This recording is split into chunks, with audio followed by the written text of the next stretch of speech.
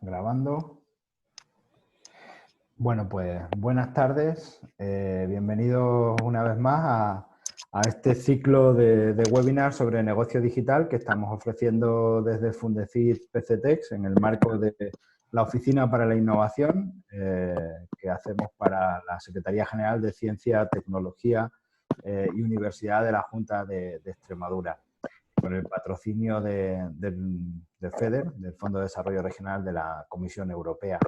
Al final, bueno, ya sabéis que es el segundo ciclo de webinar que organizamos en este estado de alarma. Empezamos con gestión de la innovación y arrancamos el jueves pasado este nuevo ciclo sobre negocio digital. Definitivamente, esta situación excepcional que vivimos ha disparado los negocios digitales, ha disparado esta tendencia creciente que había a la digitalización y probablemente pues muchas compañías y muchas empresas pues están pensando pasar a virtual o crear el virtual, pero muchas veces nos cuesta hacer negocios en lo digital. Por eso estamos teniendo toda una serie de expertos que nos están ayudando a definir el negocio o a que nuestros contenidos digitales pues contribuyan al negocio, ¿no? Con foco en el usuario, con orientación al mercado de negocio, a métricas, etcétera. Esta tarde contamos con nuestro amigo Javier Alonso, con Oyabun, como es su nick de Twitter y de casi todas sus redes, al que bueno, pues consideramos prácticamente uno de los nuestros. Y así que muchas gracias por aceptar nuestra invitación, por dedicarnos esta hora. Como sabéis, nos gusta intentar ser puntuales, intentar que sea una sesión de 90 minutos justos, que empecemos a las 5 en punto, que intentaremos terminar a 18:30. Y por último, me queda deciros que os animo a que en este formato digital al que hemos pasado Fundecid y que, como he dicho en otras ocasiones, está teniendo unos resultados tan extraordinarios que creo que cuando pase este estado de excepción, pues seguiremos ofreciendo este tipo de contenido, seguiremos intentando apropiarnos de estos jueves a las 5 de la tarde. Creo que mantener en el tiempo que jueves a las 5 de la tarde algo hay en Fundecid, que hay que echarle un vistazo, pues esa sería nuestra propuesta. Entonces, en ese sentido, os invito a que a través del chat, que encontraréis en la parte inferior, bueno, depende del dispositivo, pero buscar donde pone chat, chatear, bueno, pues que a través del chat interactuéis entre vosotros, que aprovechéis para hacer networking, no tengáis vergüenza de colgar ahí vuestro enlace, de contar vuestras propuestas, vuestros productos digitales, de presentaros, de enviaros chats directos entre vosotros, no a la comunidad, sino si os identificáis con alguien a quien queráis conocer, de curiosear en LinkedIn, de que haya un paralelo a esta sesión probablemente de networking a través de LinkedIn o de otras redes sociales. Bueno, pues que aprovechéis para hacer networking como si estuviéramos en persona, como si después de esto hubiera un pequeño café, que no dejemos de hacer networking en estos formatos digitales. Y por otro lado, para interactuar con el ponente, tenéis la pestaña de preguntas y respuestas. Por tanto, eso sí, por favor, que las preguntas que van dirigidas al ponente las hagáis solo a través de la pestaña de preguntas y respuestas. Tanto mi compañera Eva, que está aquí conmigo, y yo, pues iremos manejando estas preguntas y respuestas para írselas trasladando a Javi, pues según veamos que es oportuno en el momento, o bien en el turno de debate que intentaremos que haya al final de su presentación. Y por tanto, pues eso, la pestaña de chat para hacer networking, para interactuar entre vosotros, y la pestaña de preguntas y respuestas para interactuar con el contenido de la sesión y con el ponente. Y nada más, no quiero robar más tiempo para que precisamente pues seamos disciplinados en estos 90 minutos. Eva, presenta a este impresentable. Bueno, pues como ha dicho Paco, es más conocido como Yabun y él mismo se describe que es como un design lover, es una mezcla extraña ahí entre diseñador y desarrollador. Y bueno, pasó varios años como socio en Liquid, una empresa de publicidad tradicional, donde fue responsable de parte de la tecnología web de I+D+I, y luego dejó ese trabajo para dedicarse a negocios basados en Internet como consultor freelance. Fue CEO de Intesmedia, la empresa matriz de un grupo de 5 empresas 100% orientadas a Internet. Y ahora es Product Manager Designer en NetDate y es creador y director de la Fundación The Event y promotor de Bellota Valley. Es un activo miembro, como dice Paco, de entre nosotros en grupos locales, además de SkateNoter. Y bueno, creo que con eso, ¿no, Javier? Sí, con eso está bien. Pues damos. Lo que sí, antes de que empieces, voy a comentar el tema de cuestionarios, ¿vale? Que sobre las 6:15 así os lanzaremos ahí en la pantalla las encuestas de satisfacción, ¿vale? Para que en 2 minutitos la contestéis, no se tarda nada y ya está. Os avisaremos de todas formas, ¿vale? Empezamos ya si queréis. Muy bien, nos mutamos y desaparecemos. Bueno, si alguien está haciendo un bingo de conferencias online, os hago el primero. Se me escucha bien, se me ve, que es lo que todo el mundo siempre dice. Bien, sé que se escucha bien y se ve bien. Vamos a empezar. Como ha dicho... Oh, qué bien, ¿qué pasa? Vale, como ha dicho Eva, trabajo en The Data como Product Manager y Product Designer. La empresa es totalmente remota. Estamos en un montón de zonas horarias, desde Chile, San Francisco, Nueva York, Atlanta, España, Londres, Rusia y Brisbane, incluyendo Grecia, porque los fundadores son griegos. Y trabajo allí, pues, desarrollando una parte de un producto que es core de la empresa y tanto haciendo parte de Product Manager como parte también de diseñador de producto digital, que es un poco mi principal background ahora mismo.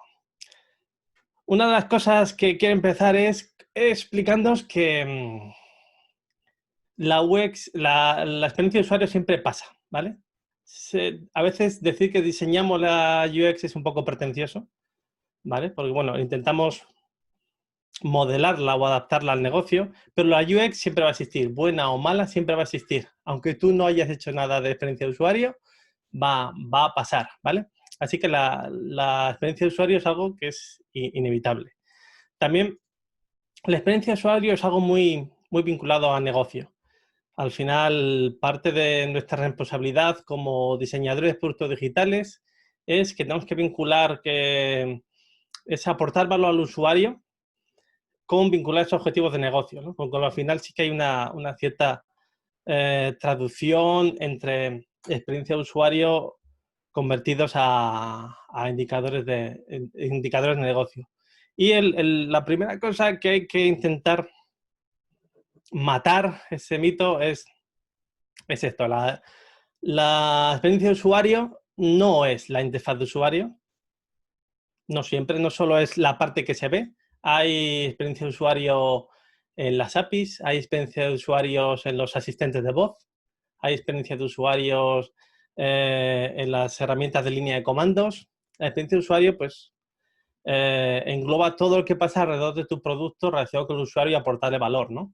De hecho, eso es una parte muy importante de la experiencia de usuario, ¿no? Esos 3 puntitos. Primero, que la experiencia de usuario tiene unos objetivos de negocio relacionados con el usuario en sí, ¿no? Ese usuario debe ser capaz de conseguir lo que estaba buscando. Por eso hay que entender muy claro que hay que tener muy claro quiénes son los usuarios, cuál es su contexto de uso y en qué escenarios usa tu herramienta o qué escenarios es donde él va a ser su día a día trabajar con tu herramienta, ¿vale? Y luego, siempre que como diseñadores de productos digitales hagamos algo, tienes que tener en cuenta que todo eso son hipótesis. Cualquier diseño que hagamos es una hipótesis y lo importante es validarla cuanto antes o tenemos el riesgo de fallar mucho. Vale. El primero de los fallos es que normalmente no conocemos al usuario. Cuando estamos trabajando, diseñando un producto digital, tenemos una idea vaga que creemos que es muy afinada acerca de quiénes son nuestros usuarios, qué van a hacer, qué es lo que buscan, cuáles son sus necesidades y suele surgir alguna de estas palabras. Yo creo que, en mi opinión, el usuario va a hacer, yo creo que piensa que, yo llevo muchos años en esto y ya sé cómo va la cosa. todos los yo pienso, creo, yo creo que son la receta perfecta para el desastre. Siempre que empezamos de esa parte, vamos a partir de un punto de partida totalmente sesgado. Porque creemos que nuestras necesidades son las de nuestros usuarios. Y ya ahí ese punto de partida nos va a dar problemas. Normalmente, cuando hacemos esta cosa, cuando hacemos esta aproximación de diseño de productos digitales,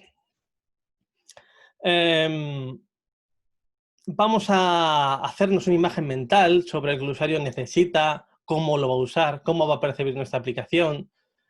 Vamos a intentar creer, no, yo es que eso no lo entiende y el usuario no lo entiende. Es que a lo mejor el usuario tiene un background diferente, tiene un trasfondo diferente, otro tipo de conocimientos y a lo mejor el usuario sí lo entiende, sobre todo si usas patrones que el usuario ya conoce, patrones de Slack, patrones de Facebook.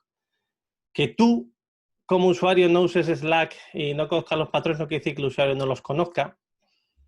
Así que puedes hacer una aplicación más compleja intentando adecuarte a ese modelo mental que tú tienes. Normalmente cuando eso pasa, cuando al final probamos la aplicación con usuario, suele pasar algo de este tipo.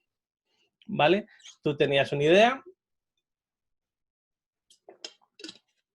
y cuando la ponemos en producción nos empezamos a dar cuenta que la gente no es capaz de hacer cosas sencillas, que no lo entiende, que tú creías que sí lo iba a entender, pero que resulta que eso no está funcionando. Normalmente es porque has partido de ese punto de partida, de esa concepción basada en sesgos y que tú creías que, tú pensabas que, pero en ningún momento hablaste con usuarios reales. En ningún momento te paraste a analizar sus trasfondos, sus necesidades, dónde la usaban la aplicación, porque eso está muy importante, qué es lo que esperaban encontrar con la aplicación. El usuario no quiere usar tu aplicación, quiere conseguir, puede ser una aplicación móvil, una aplicación web, un SaaS, lo que sea, quiere conseguir algo a través de ella. Usar en sí mismo la aplicación no le da ningún valor. Así que es muy importante conocer ese tipo de información. La necesidad de cada usuario, porque es posible que tengas 4 o 5 arquetipos de usuarios con diferentes necesidades. ¿Qué motivaciones tienen para usar tu producto? ¿Y en qué contextos lo van a usar? Esto es crítico para muchas aplicaciones. Va a condicionar desde que si es el móvil, si va a ser con un dedo o 2 dedos, si son acciones donde una mano va a estar lejos de la otra, porque a lo mejor estás haciendo una foto. Tienes que tener en cuenta todo ese tipo de cosas. También hay que tener mucho cuidado al copiar patrones de uso de otras aplicaciones, porque esos patrones a lo mejor han salido como respuesta a un problema específico que tenían ellos en su contexto y que no tienes tú en su contexto. Simplemente has copiado la interfaz, pero sin entender cuáles eran los conceptos que están sustentando esa interfaz y por qué tomaron esas decisiones para presentar los datos. Normalmente, en cualquier charla de experiencia de usuario y de UX, os van a hablar de research. En muchas startups, sobre todo en fases muy iniciales, con poco dinero, y donde a veces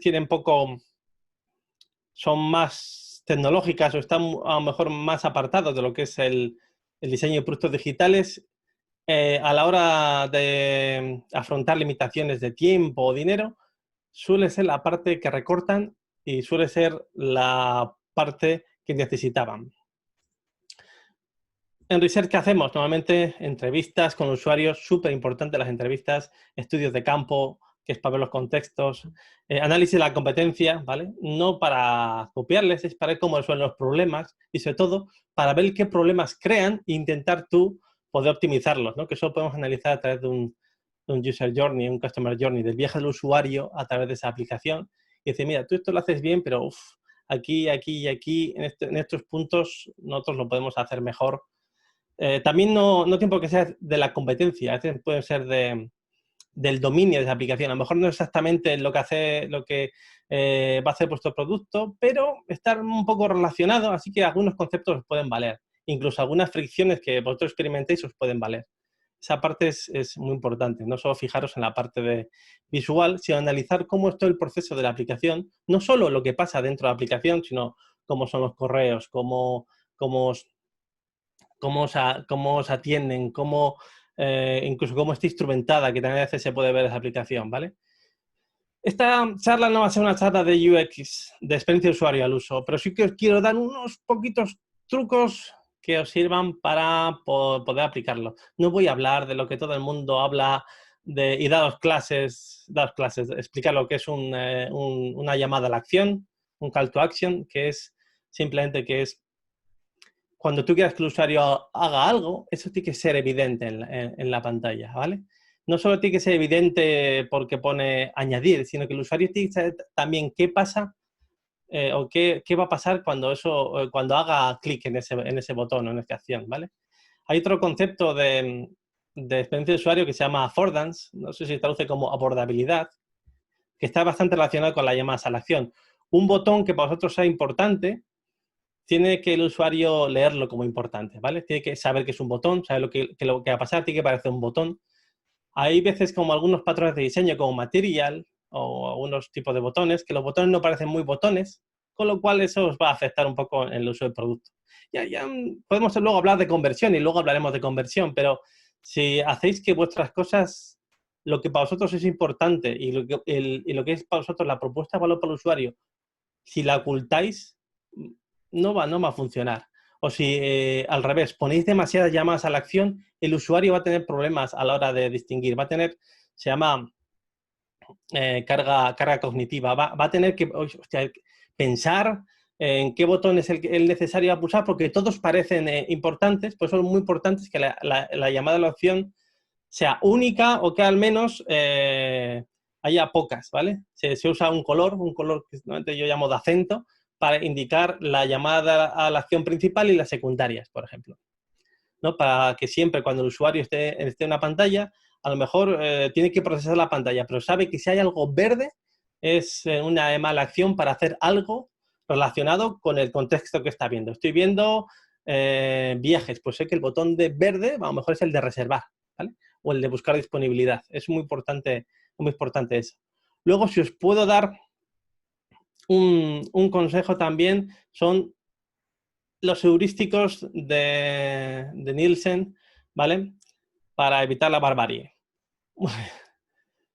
Me he dado cuenta que gran parte de mi trabajo, cuando tengo que presentar lo que hacemos, y cuando tengo que presentársela a la gente que decide, a otros product managers, o al vicepresidente de producto, o al CEO, a veces te presentan soluciones que no tienen en cuenta muchas de las heurísticas que son muy importantes para la experiencia de usuario. Cosas como, por ejemplo, que el sistema siempre tiene que visibilizar dónde está y qué está pasando. Que tienes que usar siempre el contexto real del usuario, usar su lenguaje. Incluso aunque la aplicación sea muy técnica, intentar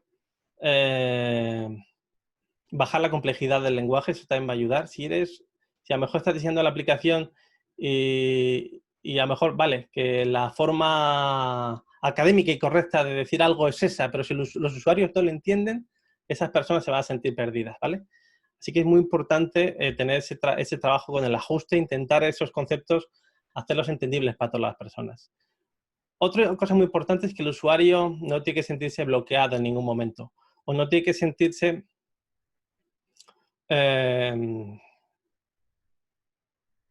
con soluciones contradictorias donde no puede salir. Es muy importante que el usuario siempre tenga el control de deshacer algo que ha cometido, ¿vale? Y una cosa muy importante, y es que lo repito muchísimo en todas las reuniones donde estoy, es la consistencia y los estándares. Todas las decisiones de diseño que tomes han de ser consistentes a lo largo de todo el producto, ¿vale? ¿Por qué? Porque vas a crear un patrón en la mente del usuario de cómo funciona la aplicación. El usuario va a aprender, porque más o menos siempre las cosas funcionan de esa manera, porque la aplicación es consistente, con lo cual cuando saques una nueva característica, el usuario va a poder inmediatamente detectarla, ¿vale? Porque como sabes, has usado los patrones que son comunes en tu aplicación, con lo cual él sabe que más o menos siempre va a estar ahí el botón, siempre se presenta la información de esta manera, las acciones son estas. Otra cosa, por ejemplo, es intentar prevenir los errores. Una cosa muy típica de esto son las pantallas de... esas pantallas que vas a borrar algo o, por ejemplo, quiere cancelar la publicación de la página y te sale cancelar y aceptar. Y no sabes si estás cancelando la cancelación o aceptando la cancelación. Intentar siempre quitar opciones al usuario, ¿vale? Intentar simplificar. Que la acción a ejecutar sea clara, ¿vale? Que sea sí, cancelar la publicación. Y a lo mejor no hay un cancelar, sino simplemente un botón de cerrar, ¿vale? Intentar reducir siempre las decisiones del usuario a lo mínimo, para reducir esa carga cognitiva de que hemos hablado antes, ¿vale? Luego una cosa es reconocer en lugar de recordar. Siempre intentar mostrar al usuario las opciones en vez de que el usuario tenga que recordar cómo se usa nuestra aplicación. Luego la estética y el diseño son importantes, pero hay cosas que están más allá de la estética. Hay aplicaciones que podemos decir que son feas con buena experiencia de usuario. No es importante. Es más importante que sean flexibles y que sean, porque se adaptan bien a los cambios y que sean eficientes. O sea, que seas capaz de cumplir esos objetivos de negocio. Una cosa también que es muy maltratada normalmente son los estados cero. Muchas veces consigues a una persona que entre en tu aplicación o que se descargue tu aplicación, entra, a veces le haces un onboarding, que es simplemente le enseñas, o le haces un proceso para crearse la cuenta de poquito a poco, para que esa persona se familiarice con tu aplicación, y una vez termina, a esa persona la dejas tirada. No solo la dejas tirada porque no hay otra comunicación con ella, que eso también es un error, sino que además en la página donde va a aterrizar está vacía y no sabe qué hacer. Siempre es muy importante que los estados cero, los estados vacíos, tengan una llamada a la acción. Algo tan sencillo simplemente como una acción sobre un objeto. Si estoy viendo viajes, pues va a ser reservar un viaje. Si estoy reservando una sala para una reunión, será o reservar una sala, o si es el usuario o el administrador, crea tu primera sala. Pero siempre tenemos que intentar al usuario no mostrarle algo vacío, sino darle pie a lo siguiente que tiene que hacer. Lo mismo con los errores. Al usuario hay que darle la capacidad de recuperarse de un error. Cuando das un error genérico, el servidor ha tenido un error. No le está dando ninguna posibilidad de recuperación. Siempre es muy importante esa acción objeto y eso también recuperarse de un error. Aunque sea un error de 404, un error de que no encontramos nada, un error 500 de estos de las páginas web, lo importante siempre es darle al usuario la capacidad de recuperarse del error.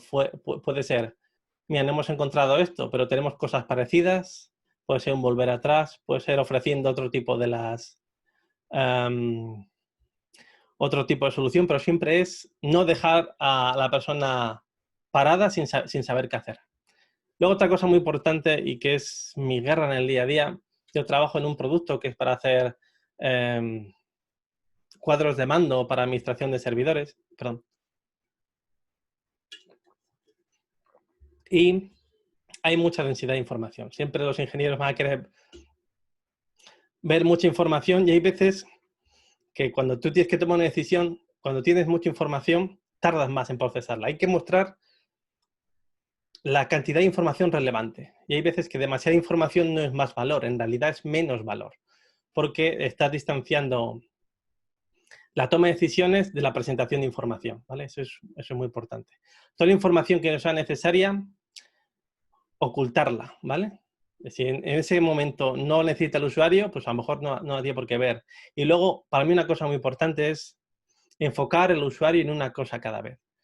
Cuando hacemos una aplicación que puedes hacer muchas cosas a la vez, el usuario tiene que discernir la forma adecuada de hacerlo. Cuando haces una aplicación donde solo hay, en cada flujo de la aplicación, solo hay una cosa para hacer, el usuario tiene una decisión más fácil, ¿vale? Hay un balance en función del tipo de perfiles de usuario, pues es muy importante conocer a los usuarios, pero lo importante es ese ruido, reducirlo y mantener ese ratio de señal-ruido de la información que mostramos, la que es relevante de la que no, siempre controlado. Tenemos que tener en cuenta, hay una página que se llama Laws of UX, que la tenéis ahí abajo, que está súper bien, es muy sencillita, conceptos muy claros, ¿vale? Y hay una de esas leyes que se llama la ley de Higgs, que simplemente es que el tiempo necesario para tomar una decisión es proporcional al número de opciones que hay, ¿vale? Este es otro de los mitos, lo típico de más de 7, Se puede hacer un experimento y podríamos haber hecho un experimento de yo mostraros una lista grande, por ejemplo, de 30 elementos, y hay un efecto que se llama efecto de primacía y el efecto de la recencia, donde vais a recordar seguramente lo del principio y lo del final. Por eso lo suyo es siempre... Hay veces que no hay opción de mostrar pocos datos, pero siempre intentar reducir el número de opciones, el número de información necesaria. Por ejemplo, algo que es súper fácil de solucionar, que lo explico siempre y que no se hace normalmente, es que te explican ciudad, provincia y código postal. Vamos a ver. ¿Puede usted más decir que un código postal de Cáceres? No, pues tira el hilo. A lo mejor no necesitas uno de esos datos o con un dato solo te vale. Porque por ejemplo, cada elemento que pongamos en el formulario es algo que el usuario tiene que entender, tiene que procesar y tiene que responderte. Así que lo óptimo siempre es reducir la información al mínimo. Si hay información del usuario que las podemos conocer de él, de esa persona, de dónde está conectada, con qué dispositivo, muchas de esas cosas las podemos saber. Pues adelántate y no se lo preguntes. Simplemente tómalo ya de esa información que tienes. Luego una cosa muy importante, y esta es otra de mis grandes guerras, parece que estoy aquí a contar mis frustraciones, es los jaleos con los iconos. Los iconos por sí solos no funcionan si no es algo conocido. Incluso cuando son conocidos, son metáforas que ya no son válidas. Por ejemplo, ¿hace cuánto que no cogéis una lupa o un disquete? ¿Vale? La lupa es de buscar, el disquete es el de guardar. Ese es un ejemplo. Hay muchas veces que estoy con la gente de producto y dices, no, pero pon ahí un icono y ya está. Y vamos a ver, si pongo un icono no te vas a enterar. Lo suyo es un icono y el icono siempre acompañado de un nombre, de una etiqueta. Eso va luego a hacer que el usuario luego identifique bien el icono, pero porque tú se lo vas a estar enseñando. Porque los iconos por sí mismos son difíciles de entender. Por ejemplo, vamos a hacer una prueba con vosotros. Hay una pregunta de Javier, si quieres, que ha pasado al principio. Si quieres podemos parar, Javier. ¿Qué quieres preguntar? No, mira, Javier, te lo iba a preguntar al principio porque iba con los slides primero, pero me ha comentado que bueno, que ya ibas bien, que le ibas dando las respuestas. Te decía que le surgía la duda de cómo no caer en los sesgos cuando haces el research y parecerte que hay cosas que están bien en la competencia, por ejemplo, solo porque encaje en tu modelo mental. Bueno, sí. Una cosa muy importante es, por ejemplo, una forma muy fácil de sesgar una entrevista es preguntar, ¿qué problemas tienes?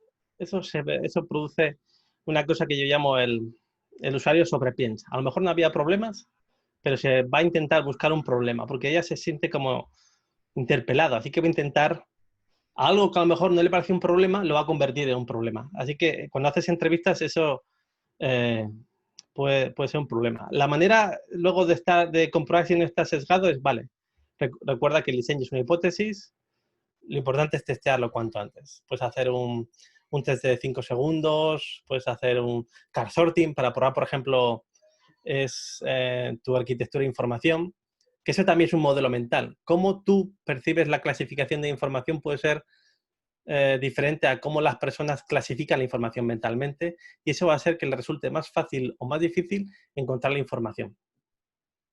Pero digo que normalmente esto se suele obviar, pero un card sorting suele estar bien hacerlo también, ¿vale? Por ejemplo, aquí en estos iconos, ¿me sabréis identificar alguno de ellos? ¿Qué es? Hacedlo por el chat.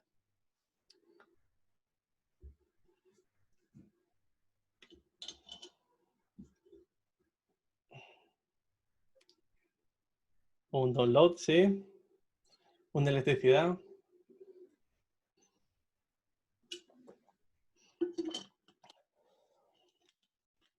Un down. Vale, hay algo más fino. Descargar, base de datos, disco duro. Sí, normalmente los que son más fáciles de identificar son esos dos, ¿no?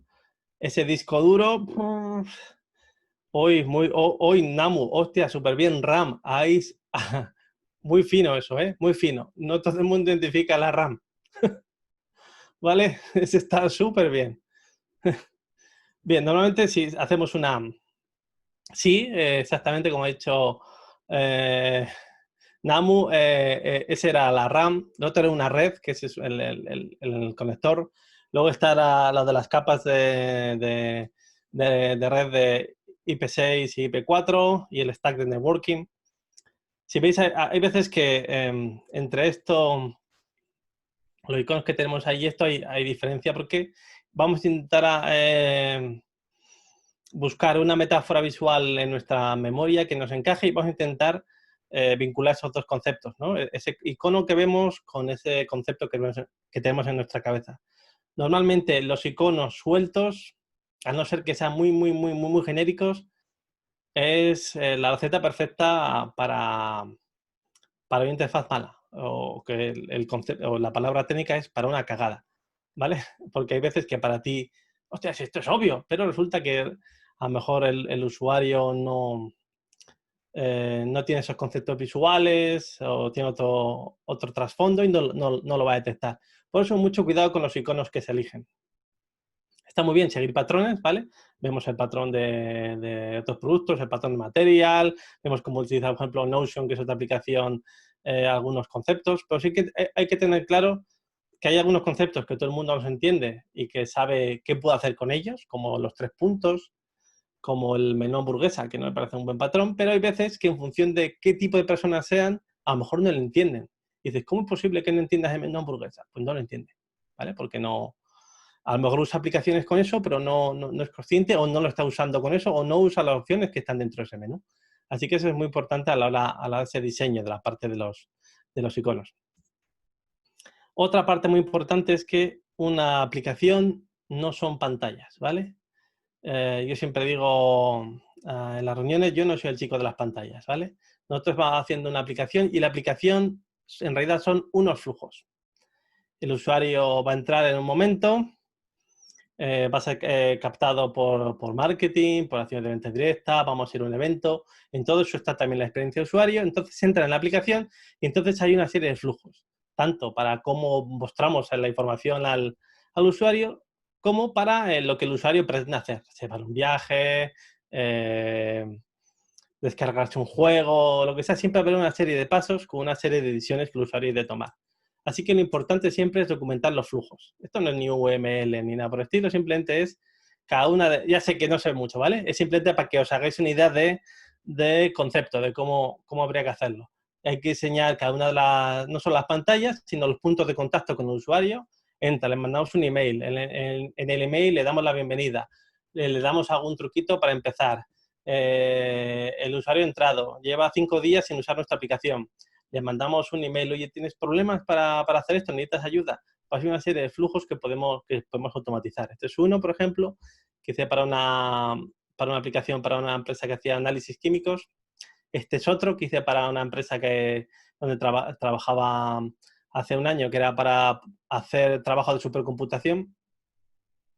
Y lo suyo es tú creas el flujo de lo que tú, a lo mejor inicialmente, de lo que el CEO o la persona que sea que tiene la visión de producto tiene, y luego lo analizas y ves cómo va a funcionar. Lo importante siempre el flujo sea, como he dicho antes, optimizado. Pregúntale las cosas que necesitas en el momento que las necesitas, no antes. Muy típico de los supermercados, entras, te vas a crear una cuenta y te piden el supermercado la dirección. ¿Pero para qué? Ya sé que la necesitas, pero la voy a necesitar meter cuando haga la compra al final y necesite que me envíen las cosas a casa, ¿vale? Así que puedes intentar posponer esa información hasta que es relevante para el usuario, en vez de intentar retrasar ese aterrizaje del usuario, ese embarque del usuario, ese onboarding en tu aplicación.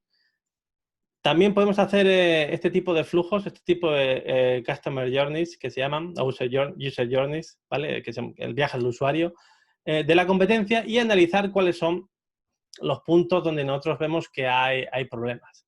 ¿Vale? Aquí a lo mejor esto lo podrían simplificar, esto aquí es demasiado complejo, aquí demasiadas opciones. Hay un mito que supongo que nos perseguirá a todos los diseñadores de producto por toda la vida, es de una mala interpretación de una declaración de Nielsen, de Jacob Nielsen, de que más de 3 clics es malo, ¿vale? Eso es falso, ¿vale? Eso es falso como un husky sevillano, no tiene ningún sentido. Los clics han de ser adecuados a lo que el usuario tiene que hacer. Si por ahorrarte un clic vas a poner muchísima información y vas a hacer que el usuario tenga que procesar toda esa información, ver qué hace con ella y rellenarla, ahí no estamos haciendo un buen trabajo, ¿vale? Ahí estás a lo mejor cubriéndote el culo porque diciendo, no, solo tiene 3 clics, ya, pero es que el usuario le está costando mucho. Es muy importante pensar en esa carga cognitiva, en esa fricción que creamos en las personas cuando les pedimos demasiadas cosas antes de tiempo o fuera de contexto.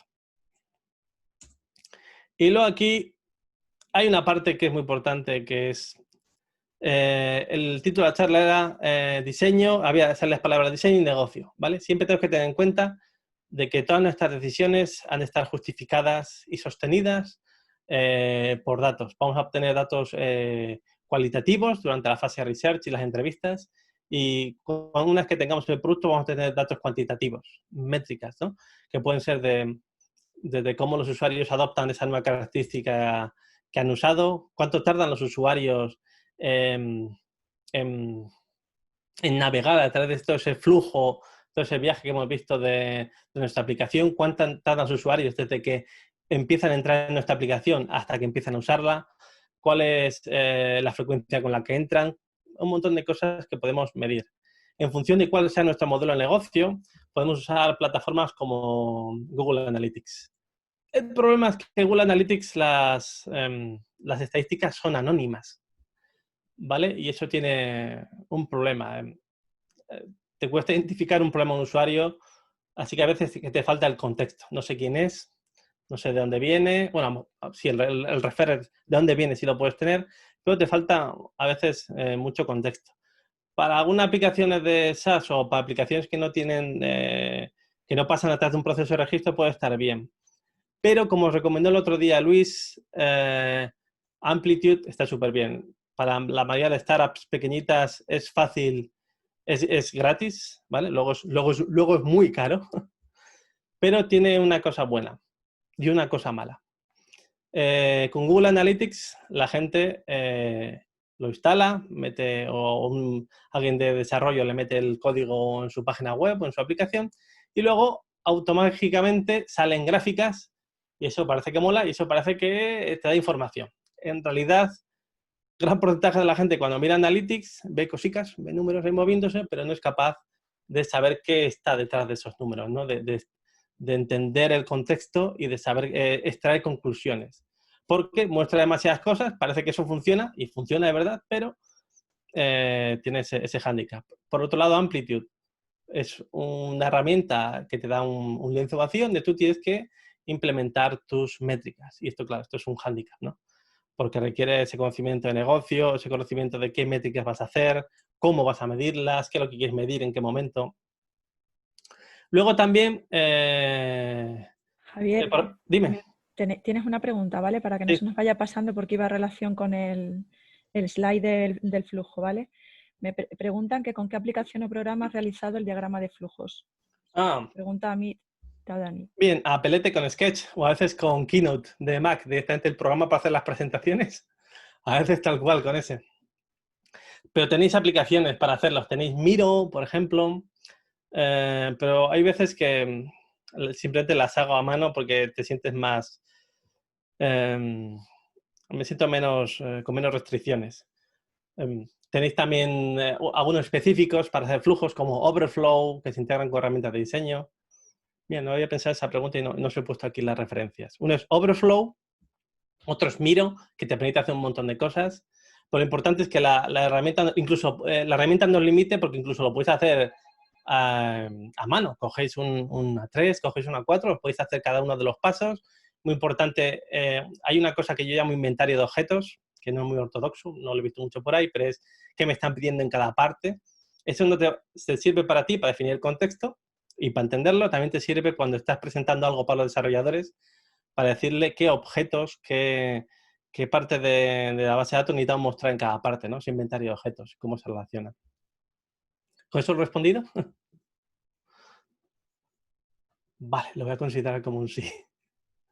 Vale, esto sería para la parte de analítica. Javier, mira, te dice otra vez que si Adobe, por ejemplo, Adobe XD, Sí. que si ese podría valer, por ejemplo. ¿Cuál? ¿Cómo se llama? Adobe XD. Ah, Adobe ya, sí, perdón, XD, sí, XD, sí. Sí, también, perfectamente. No lo he usado porque últimamente tengo pelusita con Adobe, me da cosita. Porque ya me cambié Sketch y después a Figma, pero sí, un poco con la herramienta que se sientan cómodos, ¿vale? Vas a tener que, si te sientes cómodo con Adobe, con XD, pues adelante, sin ningún problema, ¿vale? Adobe XD, además que es gratis, creo que ahora. Es una herramienta para hacer diseño que está muy bien y es gratis. Que a mí no me gusta es simplemente porque no me gusta últimamente Adobe, ya está. No tengo un criterio bien formado sobre herramientas, pero sé que a la gente le gusta mucho y hace cosas con ella. Gracias. Muy bien. Este ejemplo sería para analíticas de negocios, pero si queremos analizar específicamente analíticas más de UX, de experiencia de usuario, que sí las podemos hacer también con Amplitude, yo en este caso, perdón, que perdí el foco. Yo en este caso, por ejemplo, estamos usando ahora SmartLook. Hemos probado varias. Live Story, Full Story, LogRocket, Inspectlet. Al final hemos quedado con SmartLook por dos razones. Una, porque era de las más baratas. Y sobre todo hay una que le gusta mucho a la gente de desarrollo, es que se integra con Sentry. Sentry es una herramienta que te guarda los errores de JavaScript que se producen en el momento de mostrar la aplicación al usuario. Así que tú puedes ver una grabación del usuario, que es lo que hace SmartLook, te graba la pantalla del usuario. Sé que esto da miedo, luego os enseño lo que pasa, no es para tanto, ¿vale? Y aparte te la vincula con el error, con lo cual la gente de desarrollo tiene contexto a la hora de intentar resolver el error. Una cosa muy importante a la hora de medir es que da igual la herramienta, ¿vale? Da igual que utilicéis Mixpanel, Amplitude, Google Analytics, HIP. Bueno, sí importa, pero lo más importante es tener un plan, ¿vale? Tenéis que tener un plan de qué vais a hacer, en qué canal, qué objetivos tenéis, cómo vais a medirlos y qué acciones vais a hacer para ellos, ¿vale? Por ejemplo, esto es un plan más genérico, ¿vale? A nivel de audiencia, canal, objetivos, acciones, qué métricas vamos a medir. Por ejemplo, el crecimiento... Hostia, el crecimiento está mal escrito. Qué vergüenza. El crecimiento del usuario activo mensuales, usuarios por espacio, a nivel de branding, tal. Pero al final nos vamos a enfocar, por ejemplo, en una de esas partes para ir desarrollando la aplicación. Este sería el foco únicamente en la parte del onboarding, ¿vale? Donde miraremos la conversión, es decir, cuántos usuarios llegan a nuestra aplicación y terminan entrando en la aplicación y arrancando con ella, cuánto tiempo tardan en hacerlo, y luego hay una serie de métricas que hay ahí, que es el número de nodos reclamados, invitaciones y errores que son propias de mi producto, que es, a lo mejor si en vuestra aplicación es importante, por ejemplo, una aplicación tipo Slack, que invitéis a otra gente, porque si no, el Slack vacío para ti solo no tiene sentido. Ahí me gustaría saber cuántos usuarios has invitado, cuántos espacios tienes, cuántos canales tienes, para ver un poco si eres un usuario básico, un usuario más hardcore, que lo usa mucho, ¿vale? Pues ese tipo de cosas te va a permitir un poco analizar la adopción de tu aplicación o de tu herramienta. Con esos datos en mente, lo que se hace, lo que yo hago es un plan de medición, que lo consensúo con la gente de desarrollo. Defino uno para cada flujo, defino la prioridad para cada una de las cosas que quiero medir, defino con qué lo voy a medir, porque es posible que vais a trabajar con un equipo de marketing, esas personas tendrán otras necesidades, pero son parte de ese flujo de captación que tienes, con lo cual tienes que trabajarlas, porque tu experiencia de usuario va a empezar desde el punto de vista de marketing. Si la propuesta de valor está mal hecha, es posible que las expectativas respecto a cómo usar la aplicación sean incorrectas. Eso quiere decir que el usuario va a llegar captado por ese marketing, va a hacer el onboarding y va a resultar que cuando termine el onboarding no le está dando lo que esperaba. Hay un desalineamiento de expectativas, con lo cual eso también como persona responsable de experiencia de usuario, tú tienes que tener en cuenta. Esa persona a lo mejor va a utilizar Google Analytics, por lo cual ellos querrán también ver qué canales se utilizan para adquisición y tal. Con lo cual, esto no es solo algo para ti, como diseñador de producto digital o como responsable, sino lo tienes que consensuar con el resto de equipos de la empresa. Igual que habrá seguramente un panel de medición para la gente de desarrollo, donde se analizan cosas específicas de estabilidad, caídas, errores. Pues lo importante es que cada persona haga ese plan de medición y lo consensuéis. Ahí veis que es muy grande. Vamos a hacer un zoom pequeñito. Simplemente en qué flujo es, qué prioridad, si está ya desplegado y testeado, qué herramienta vas a usar, cómo lo vas a llamar, si es una métrica o si es un KPI que es algo calculado. ¿Cuándo se va a disparar esa métrica, que es muy importante? ¿Dónde se va a disparar? ¿Que si es un evento, si es una acción del usuario, si es algo automático, qué tipo de categoría es? Si se lanza cuando cambia la URL de la página web o cuando el usuario cambia de aplicación, de pantalla en el móvil, qué tipo de etiqueta le vas a poner y qué tipo de valores vas a guardar, ¿vale? Si vas a guardar la fecha, si vas a guardar el número de nodos, cómo sale ahí el número de usuarios. Eso es muy importante. Por ejemplo, para mí una cosa crítica es no solo cuántos usuarios empiezan y terminan el onboarding, sino cuánto tiempo tardan. Si esa métrica en el tiempo ves que crece, hostias, algo raro pasa, ¿vale? Porque están tardando mucho. A lo mejor es que no está bien optimizado, no está bien diseñado. A lo mejor tiene demasiadas opciones. A lo mejor tiene opciones fuera de contexto. Es muy importante tener esas cosas en mente, porque nuestra responsabilidad como diseñadores de experiencia de usuario, no solo hacemos el diseño, lo ponemos y se acabó. Oye, lo que nosotros hemos diseñado realmente se está usando como nosotros creíamos.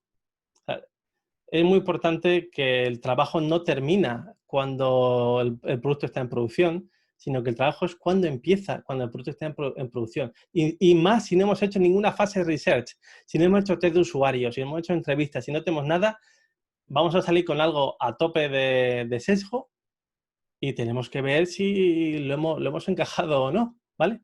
Y lo tenemos que ver antes de que se nos termine el dinero o antes de darnos cuenta de, hostia, nadie está comprando, nadie está haciendo...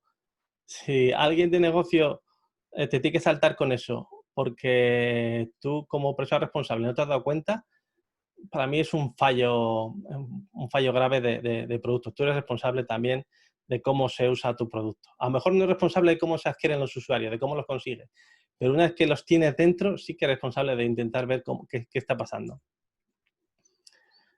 ¿Cómo se puede hacer este tipo de cosas? Con Google Tag Manager, como también explicó, por ejemplo, el otro día Luis, que es gratis, es de Google. Otro que está súper bien, pero es carillo, es Segment.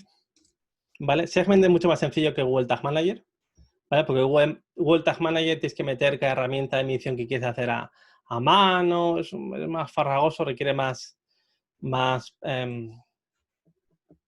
conocimientos. Segment es mucho más facilita.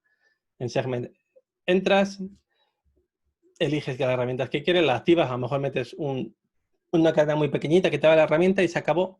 Luego sí que hay una cosa que hay que pedir al equipo de desarrollo, es dónde meterte esas partes donde tú quieres medir, ¿vale? Que por eso es muy importante, y lo voy a repetir otra vez, este plan de medición. Las herramientas no funcionan solas y de manera mágica, ¿vale?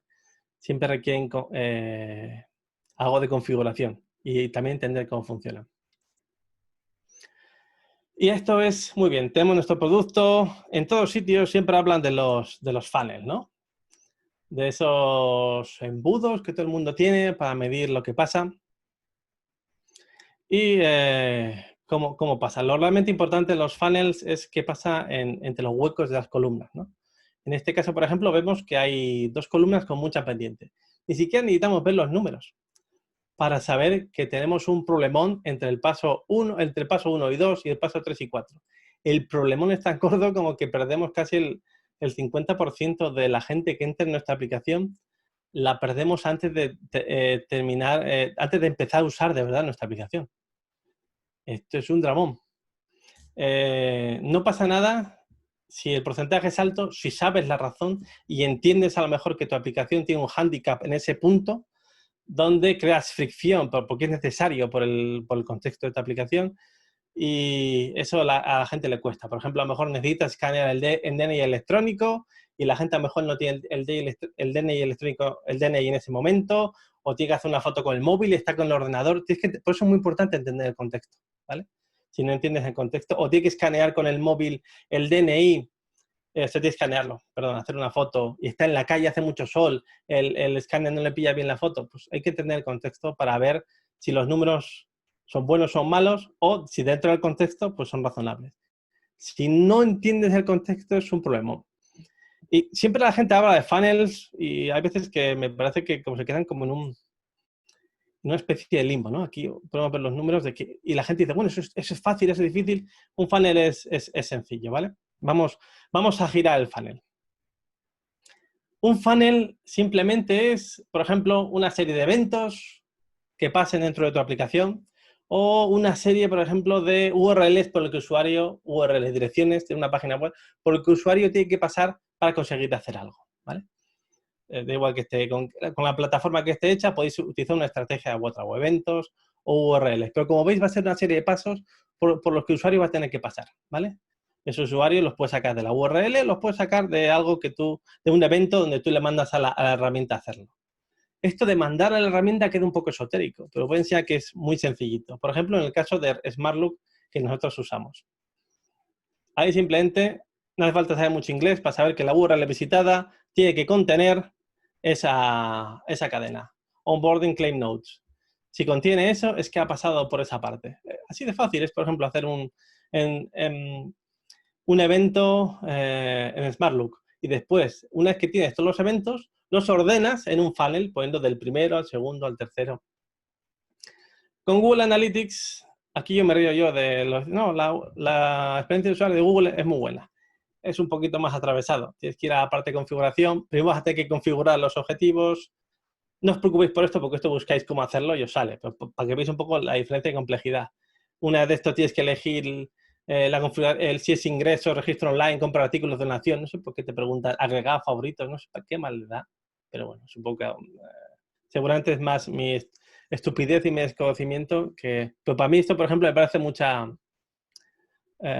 carga cognitiva. Yo qué sé, porque a lo mejor si no entra justamente dentro de esa categoría, de las categorías que te ponen ahí, ya tienes que buscar una que se adecue o ya ir hasta abajo a personalizar. Para mí me parece un poco, crea un poco de fricción. Luego entras ya a la parte de configuración de objetivo, donde pones el precio y donde pones, por ejemplo, el destino, por ejemplo, que es nombre de la pantalla o aplicación, que tampoco te dicen... Si en la ayuda te ponen que ponga, por ejemplo, una URL, pero te lo pone un poco escondido, sería algo así, por ejemplo. Este sería, por ejemplo, lo de los cursos de sketchnoting que yo doy.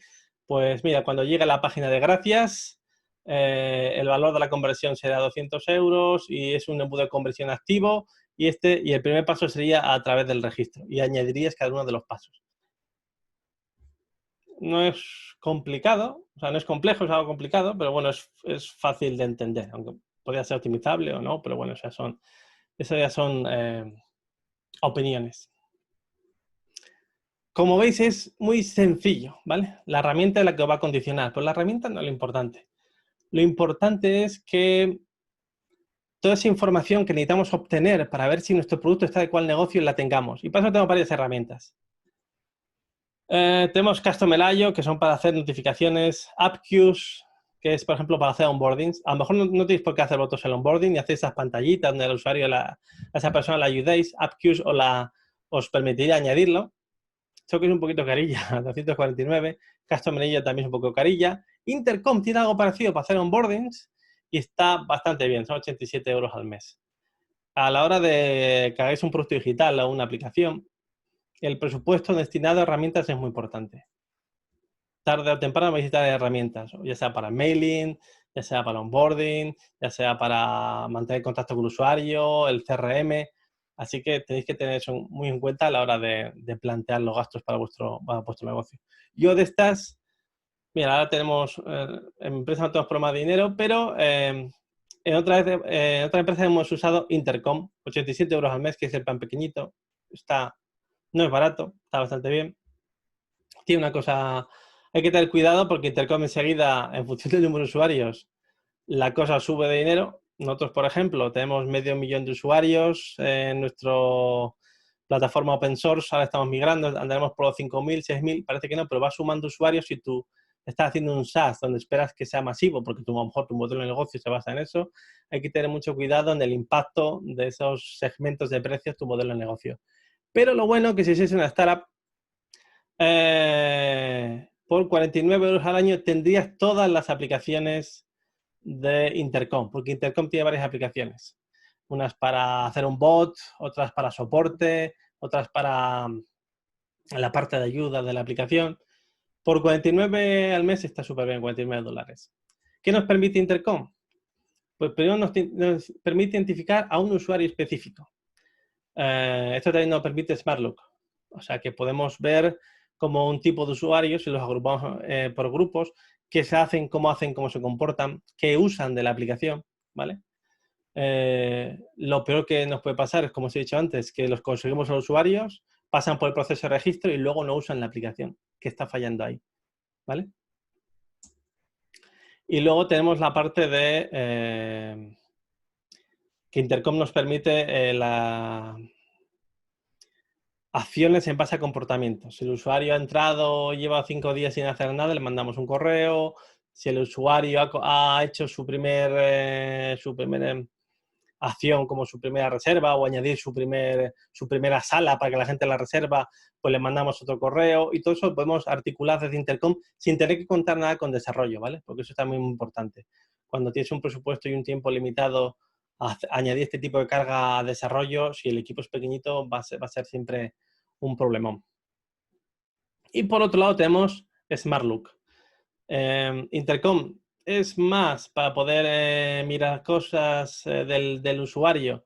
Saber, por ejemplo, el número de salas que tiene, la última compra que hizo, de qué valor, donde mezclaríamos UX y negocio también, y también para hacer ese tipo de correos transaccionales donde al usuario pues le ayudamos o con una parte donde esté estancado o le damos consejos una vez que ha hecho su primer paso. Y luego tenemos por otro lado SmartLook. Vamos bien de tiempo. ¿Cuánto vamos? Bien. Tenemos 7 minutos, quedan 8 slides. 6. Perfecto. Como dije, SmartLook está muy bien de precio. Luego os pongo los precios. Pero sé que a mucha gente les da un poquito de cosita lo que hace SmartLook. Por ejemplo, este es el panel de SmartLook. Aquí vemos cómo nos identifica a todos los usuarios. La acción de identificación es automática, hay que configurarla, hay que hablar con desarrollo, lo puedes hacer a través de Google Tag Manager, ¿vale? No es difícil, te van a dar un código para hacerlo. Aparte hay que pedirles permiso para cumplir la GDPR, ¿vale? Que lo tienes que meter en tu parte legal y tal. Por ejemplo, SmartLook nos permite mapas de calor, que es algo que supongo que todos conocemos, eventos y funnels, lo que os comenté antes. Hay un sitio donde creamos los eventos y otro sitio donde vinculamos esos eventos a los pasos de un embudo de conversión, de un funnel. Y nos va a dar esto. Nos va a dar todas las personas que se conectan, cuándo se ha conectado, cuántas páginas ha visto, cuántas interacciones ha tenido y navegador, tipo de sistema operativo, tipo de dispositivo y desde dónde se conecta y su correo. Así que vas a poder ver a personas específicas haciendo cosas específicas, ¿vale? Vas a poder ver, por ejemplo, aquí abajo, no sé hay una cosa que pone URL Path, ¿vale? Que nos dice un poco por dónde ha pasado, ¿vale? Esto es un poco informativo, lo puedes agrandar, pero, por ejemplo, hace algo como esto. ¿Veis dónde está haciendo clic? ¿Qué está haciendo? Vale, esto lo he puesto un poco rápido porque, bueno, es un poquito delicado. Veis un poco lo que hace, ¿no? Eso lo que nos quiere decir es que vamos a ver qué pasa con el funnel. La gente se está parando en uno de los pasos. Vamos a ver sesiones. Vamos a identificar los usuarios que están dentro de ese funnel, que lo puedes hacer, y vamos a ver qué es lo que pasa en cada uno de los pasos. Le das a reproducir, De hecho, no sé si lo puedo compartir. Luego a lo mejor lo comparto en las preguntas. Le das a reproducir y ves lo que pasa. Ves a lo mejor que están perdidos. No ves su cara, pero ves o una de dos. O ves el ratón quieto mucho rato, o ves el ratón intentando hacer clic en cosas que no son clicables, que puede ser un problema tuyo, porque esto parece clicable. O simplemente una expresión de la desesperación del usuario intentando que algo de la aplicación funcione porque no hay manera de avanzar, ¿vale? Así que lo suyo es hacer sesiones de palomitas. Toda la gente del equipo de producto se sienta y vamos a ver qué está pasando e intentar, a través de las acciones que hace el usuario y su comportamiento, descubrir por qué tenemos esos problemas. Hay veces que eso es muy complicado, ¿vale? Cosas buenas de SmartLook. Es gratuito, 0 euros al mes, para 1500 sesiones, con la retención de datos de un mes, pero con solo un funnel de 2 eventos. Eso es un funnel muy pequeño. Lo menos malo, tenemos 31 euros al mes con un funnel de 4 eventos, que en función de vuestra aplicación a lo mejor funciona. O el plan que tenemos nosotros, que es como el más grande, que es el de 79 euros al mes, con infinitas sesiones, infinita retención, infinitos eventos, el funnel infinito. No es mucho dinero, pero parece que no, pero empieza a sumar el MailChimp, por ejemplo, o MailerLite para los correos electrónicos, SmartLook, Intercom, y parece que no, pero empieza a salir un presupuesto de herramientas interesantes que siempre hay que tener en cuenta. Gracias a SmartLook, ¿qué vamos a conseguir? Lo que vamos a conseguir es ver si algunas hipótesis que nosotros hemos hecho están ajustadas al negocio.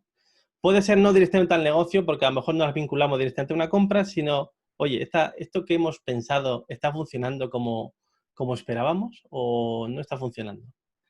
Si no instrumentas la aplicación, si no le metes nada para saber qué está pasando, es más difícil tomar decisiones y a lo mejor te vas a dar cuenta de que las cosas están fallando cuando sea demasiado tarde. Te has quedado sin dinero o tú pensabas que, creías que, ¿recordad al principio? Bueno, me quedan 3 minutos, hemos terminado justo en tiempo. Os puedo enseñar también algo de SmartLook si queréis, ahora durante las preguntas. Pues bueno, ahora vendría el turno de las preguntas. Si queréis también, me podéis trolear en redes sociales. Ahí tenéis mi Twitter y mi LinkedIn.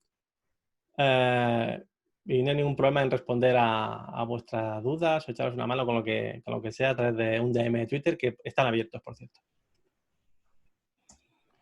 Muy bien, pues... 5809. Fenomenal.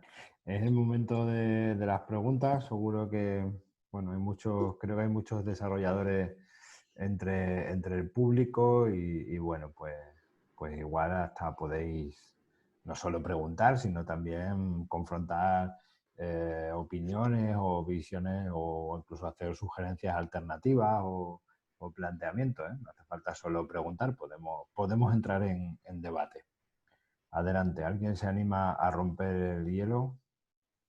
Sí, mira, hay una de Juan Pedro Ruiz, ¿vale? Que dice que tiene un perfil de trabajo similar al suyo y que va a montar una startup que podría concretarte y que se podía concretarte y tener una charla. Contactarte. Sí, sin un problema. Tenemos ahí un Zoom, un Hangout o lo que sea y ningún problema. Te echo una mano sin problema. Me llamas y ya está. Muy bien. Luego te dan por aquí también la enhorabuena, que es muy interesante y que ya te dará la turra en algún momento, Javier Miranda. Sí, cuando queráis, Javier. Ya que no nos vemos este año en la Tarugo, que es una conferencia. Muy bien. ¿Alguna más? ¿Alguna opinión? Si alguien incluso quiere hablar porque quiere opinar o algo así, puede levantar. ¿Tenemos manita o no tenemos manita? Sí tenemos mano. Pues entonces que levante la mano y le damos micro también, si quiere alguien. Sí, te contesta Juan Pedro Ruiz. Te dice que gracias, que es una buena charla y que no había tenido en cuenta el coste ni existencias de esta herramienta. Claro. Vale, sí, el coste siempre. Te puedes poner muy espléndido con las herramientas y luego dices, hostia, espera, que hay que pagar 600 euros al mes. Mira, aprovecho para deciros, ¿vale?, que hemos lanzado el cuestionario de satisfacción mientras que vais planteando las preguntas para que lo terminéis. Vamos, se tarda 2 minutos. Gracias. más. ¿Te ha contactado por Twitter, Javi? Sí. Bueno, ¿alguna más? Venga, levantar la Sí, mano sin mira. miedo. Bueno, Bueno, es aquí el ponente. Namu te dice, si tuvieras un presupuesto limitado, ¿qué herramientas son las que recomendarías como esenciales? Vale, un presupuesto limitado y vamos a tener poca gente. Amplitude y SmartLook seguramente, aunque también probaría otros programas, varias herramientas, Sperlet, Full Story, Hotjar. Por ejemplo, Hotjar, que es una muy famosa, no lo usamos porque tenía un impacto muy grande en la velocidad de carga de la página, ¿vale? Y era también, eso está en parte de la experiencia de usuario, ¿vale? El tiempo hasta la primera interacción es una métrica. Así que esa la descartamos, ¿vale? Porque era muy importante. La aplicación ya es bastante pesada porque podemos mostrar, por ejemplo, 2000 nodos con 5 gráficos por nodo con granularidad de 1 o 2 segundos, con lo cual si añadimos más cosas, pues la cosa se complica. Yo siempre la decisión de usar Sentry fue primero integración con Google Analytics y usar Sentry, integrar SmartLook, integración con Google Analytics e integración con Sentry para los desarrolladores. Antes tomamos la decisión de usar Full Story, pero tuvimos problemas con ellos, por como el proceso de venta y tal. Pero Full Story nos gustaba porque, aparte de esas integraciones, tenían también la integración con BigQuery de Google. Eso nos permitía que nosotros podíamos tener nuestros datos en nuestra propia base de datos para poder nosotros hacer tener esos datos para explotarlos nosotros y no solo dentro de la herramienta. Eso ya depende un poco de la estrategia y de lo que podéis permitir. Full Story es un poquito más caro. Creo que el plan que tuvimos un tiempo con Full Story fueron 140. Y lo que hice, espera, a lo mejor puedo compartir esto. Lo que hice fue un poco para tomar esa decisión, fue hacer una especie de cuadro comparativo, ¿vale? Que nos da SmartLook. ¿No se ve? Hostias, es que estoy compartiendo la aplicación específica. Ahí está. Que nos daba SmartLook, que nos da Full Story, que nos daban los Rockets, que nos da Live Session. Ya antes había probado Sperlet, la decisión era tomar entre estos. Un poco las funciones de cada una. Para nosotros eran muy importantes los mapas de calor, la Session Replace, el poder repetir una sesión, poder añadir notas a ese flujo, los funnels, los filtros y las herramientas para desarrolladores. Hay unos que no tienen heatmaps, como por ejemplo Live Session. Hay unos que no tienen integración con desarrolladores, hay unos que se integran con Sentry y otros no, pues en función de vuestras necesidades y de qué queréis hacer con los datos, si en un futuro os queréis explotar o no. A lo mejor al principio os da igual y no queréis añadir una capa más de complejidad con BigQuery. Así que a lo mejor os vale Sperlet o os vale Live Session. Por ejemplo, los Rocket era muy caro para lo que nos daba, que simplemente era muy buena integración con los desarrolladores, pero, por ejemplo, consideramos que no merecía la pena, porque había mucha diferencia de precio. O, por ejemplo, tenía integración con Salesforce, que puede ser muy interesante si vas a desplegar una estrategia de venta con comerciales y tal. Si no, mejor os vale una integración con Pipedrive y una integración hecha a mano con herramientas integradoras en la nube, como Zapier o Integromat. Pero eso ya da para otra charla. Es el momento de hacer pantallazo, ¿eh? Interesantísimo este esquema, para las preguntas que veo yo que os han ido preocupando, este análisis que ha hecho ahí, así que es el momento de darle a print pant. Y aparte se ven todas mis preguntas. Aquí apunto también las palabras nuevas de inglés que aprendo, las cagadas que tengo. Claramente. Esa pantalla, vamos, vale oro. Todas las palabras. Porque escuchas cosas en las reuniones y las apunto aquí y tal, con su significado, dumbfounded, cosas así. Floggy, que me gustó, que es fucking ugly. Muy bien. ¿Alguna más? ¿Más preguntas? Sí. Mira, sí. Germán Gómez. A la hora de controlar métricas específicas, ¿es recomendable programar internamente ese control o se puede medir cualquier cosa a través de las aplicaciones de medición? Vale. Las aplicaciones de medición no te van a medir nada que tú no hayas definido antes, excepto en el caso de Google Analytics, ¿vale? Así que vas a tener que hacer las mediciones. Yo tengo una teoría que es quien controla ese punto de medición es que controla la métrica. Por eso a mí me suele gustar hacer mis propias integraciones con Google Tag Manager por dos razones. Primero, quito esa responsabilidad de desarrollo que está muy ocupada, la gente está muy ocupada con otras cosas, y aparte yo puedo ir a hacer pruebas sin depender de nadie, ¿vale? Yo puedo, venga, voy a hacer una prueba de medición de este funnel, yo meto mis eventos en Google Tag Manager o meto en SmartLook, donde no toque ni siquiera irme a Google Tag Manager y meto en SmartLook, que me está grabando todas las páginas, esos eventos por URL. Si tuviese que hacer algo más fino, donde, por ejemplo, controlar cuando un usuario echa un botón en un sitio, ya tendría que meter un código y lo haría a través de Google Tag Manager, sin depender de los desarrolladores.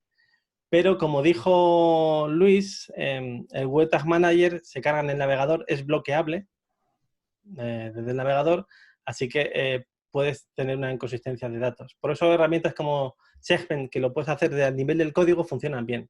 Solo que para eso primero ten claro que vas a medir, lo despliegas tú un poco sin molestar a la gente de desarrollo y luego ya puedes hacer tú la integración desde el código controlando mejor las cosas. Pero al principio haciendo pruebas es darles mucho trabajo a la gente de desarrollo.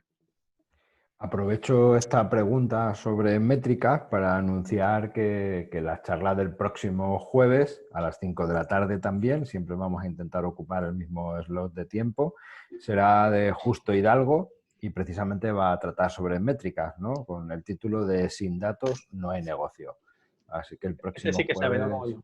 Eso es, bueno, tú sabes de lo tuyo y el Justo Hidalgo de métricas y el jueves que viene yo creo que si queréis profundizar sobre métricas, pues tenéis la cita del próximo jueves. ¿Más preguntas? Las gracias, Germán, Javier. Muy bien, gracias a ti, Germán, por participar. A ver, tenemos más. ¿Os animáis? Nos quedan 20 minutos si queréis para participar. Y si no, pues una de dos. ¿Os ha quedado todo súper claro? ¿Queréis ver algunas tripas específicas de SmartLook? ¿Queréis ver las herramientas para dibujar flujos?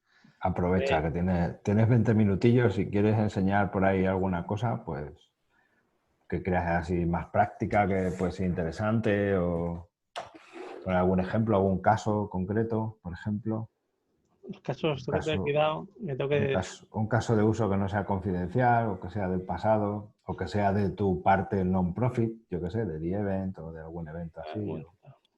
Javier, aquí te preguntan un poco que Juan Pedro Ruiz, que exactamente a qué te dedicas. Eso, se salta la presentación, yo creo. Difícil de explicarlo. Es lo que me pregunta mi madre también. Sí, iba a decir ¿Yo qué me dedico? Yo entro en una empresa y tengo ese perfil de que en tiempos fui programador, ¿vale? Ahora ya soy un poco magel, ya he perdido un poco sus superpoderes. Pero yo hago una buena conexión entre lo que los desarrolladores necesitan y el diseño, porque yo no soy puramente diseñador. De hecho, yo estudié informática y gestión, informática y sistemas, ya informática y gestión, la FP.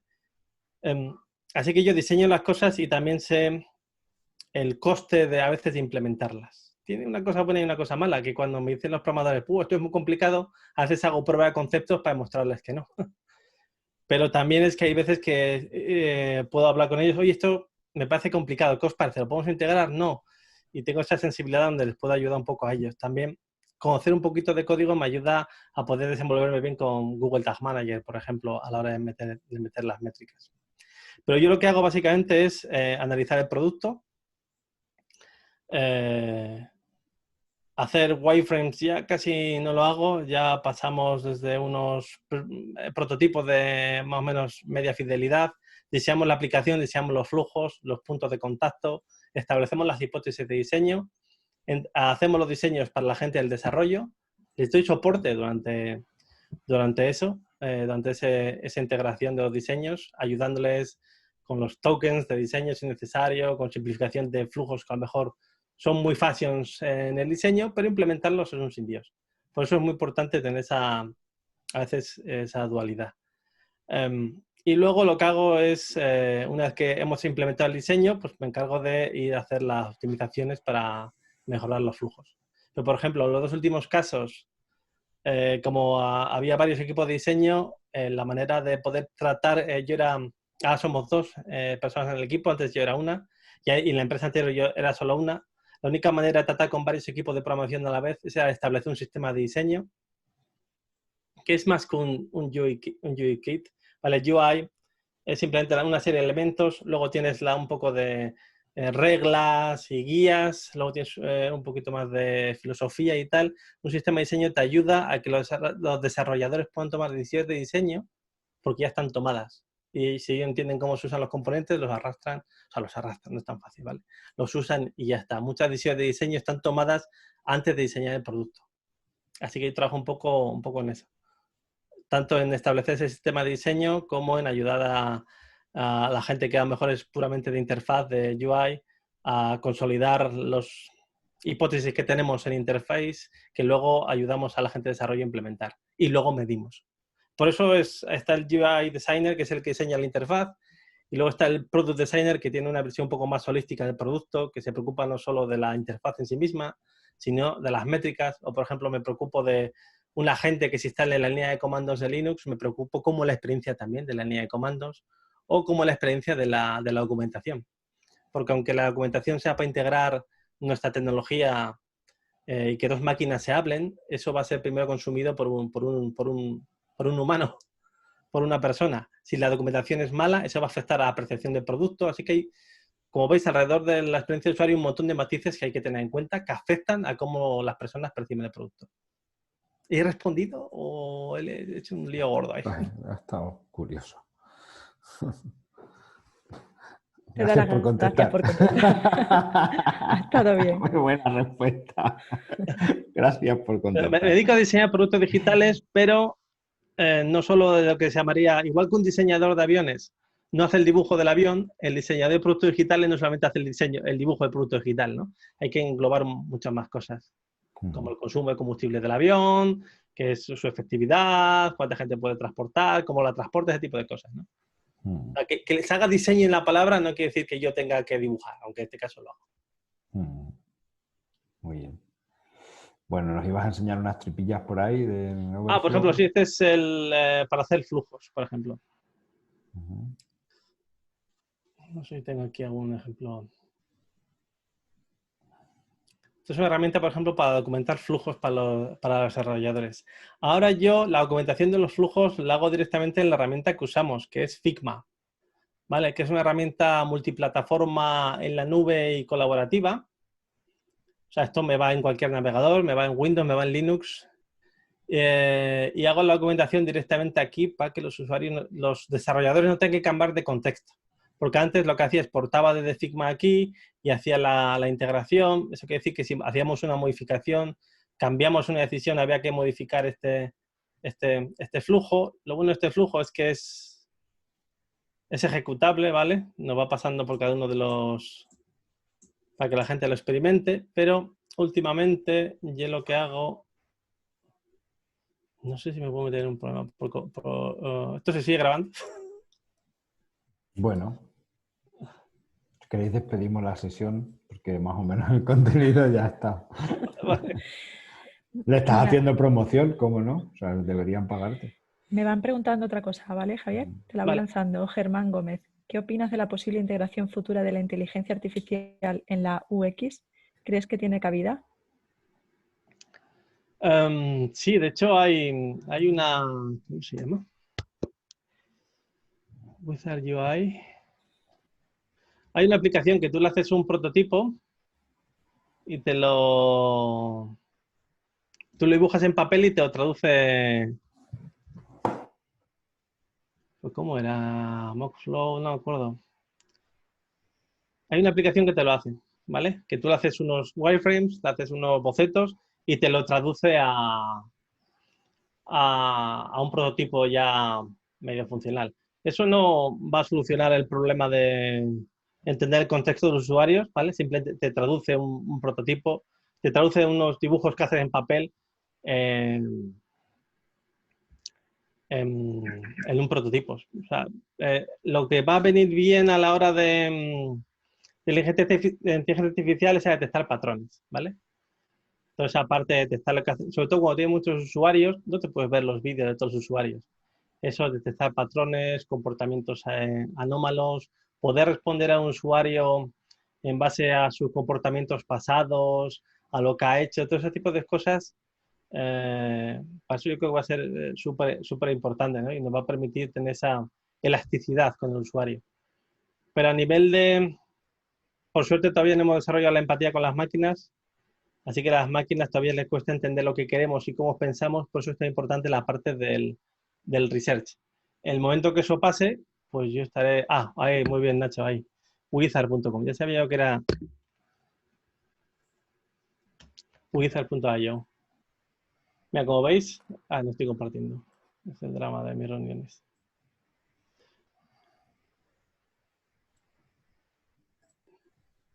A ver, que nos damos para atrás. Venga. Como veis, le hacéis el dibujito, te va haciendo las capturas y esto te lo transforma luego en una aplicación. La inteligencia artificial no te va... Te detecta las cosas que ponen, pero no te va a decir si funciona mal o funciona bien. Sí que hay algunas herramientas de inteligencia artificial que te hacen como una especie de test de usuario, de eye tracking, simulándolo en función, por ejemplo, al contraste similar. Te hacen como una estimación de cómo podría ser. Esto sí que a lo mejor lo puedo enseñar. Porque creo que sí lo tenía aquí. Sí que lo estaba usando. Vale, no lo estaba usando porque lo pusieron de pago.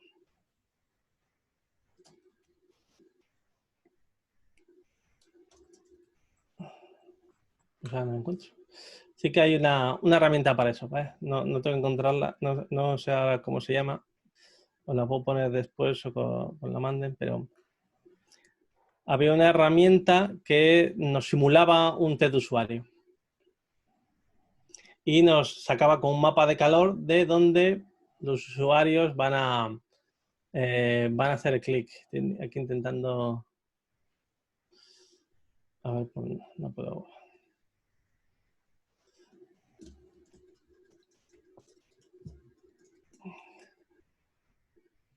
Aquí está.